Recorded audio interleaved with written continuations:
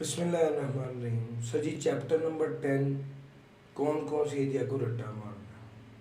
Sir ये सारा area जो है, इसको भी गौर से देखा जाए तो ये एक अंडरस्टैंडिंग वाला एरिया के इनकम फ्रॉम अदर सोर्स की अंडरस्टैंडिंग इंपॉर्टेंट है, बस न्यूमेरिकली इंपॉर्टेंट नहीं है। मतलब डेफिनेशन तो ज़ाहिर बात है, अंडरस्टैंडिंग है। बाकी इनकम फ्रॉम अदर सोर्स की बात करूँ तो ये भी कॉन्सेप्ट है कि सर रिसीट बेस पर होना चाहिए। कौन कौन सी चीज़ें अदर सोर्स में आनी चाहिए, ये लिस्ट याद करनी है? नहीं भाईजान, लिस्ट बिल्कुल याद नहीं करनी। तो फिर याद क्या करना है सर? ये वाला एरिया याद करना है। पॉइंट्स कुछ जो इंपॉर्टेंट है बस वो याद करना है। ये वाला एरिया याद करना है।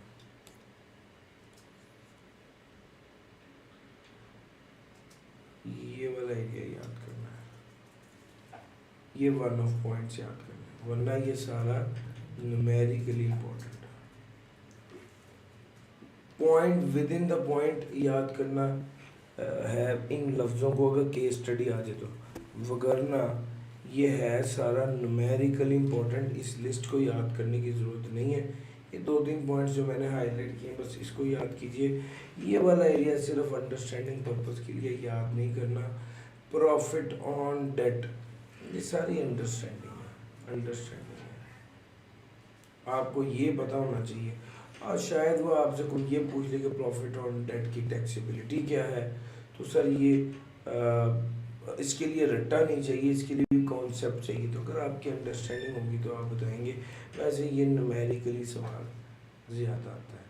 एडमिसिबल डिडक्शन बिल्कुल रट्टा लगाने की ज़रूरत नहीं है, न्यूमेरिकली इंपॉर्टेंट है। ये बात पता होनी चाहिए कि बिजनेस और बिल्डिंग और प्लांट एंड मशीनरी का किराया अगर आप ले रहे हैं तो उसकी डेप्रिसिएशन अलाउड एज डिडक्शन है। और एफ टी आर या सेपरेट ब्लॉक कट में से डिडक्टेबल अलाउंस लेस नहीं होगी। और कैपिटल नेचर के एक्सपेंस अलाउड एज डिडक्शन नहीं होता। तो ये वाले पॉइंट्स याद होने चाहिए। अगर आप गौर करें तो इसमें भी न्यूमेरिकली चीज़ें बहुत इंपॉर्टेंट हैं और रट्टे वाली कोई इन्फॉर्मेशन एज सच इम्पॉर्टेंट नहीं है। तो सर इस वीडियो में इतना ही है। Thank you.